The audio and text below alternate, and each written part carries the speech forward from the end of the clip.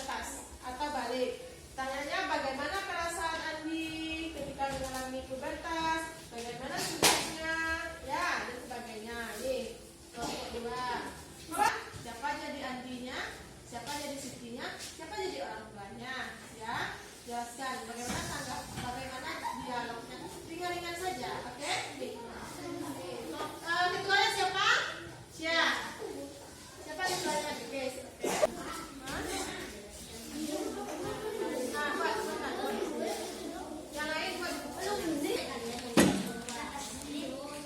Ini kelompok 1 kan pemahaman dasar saja.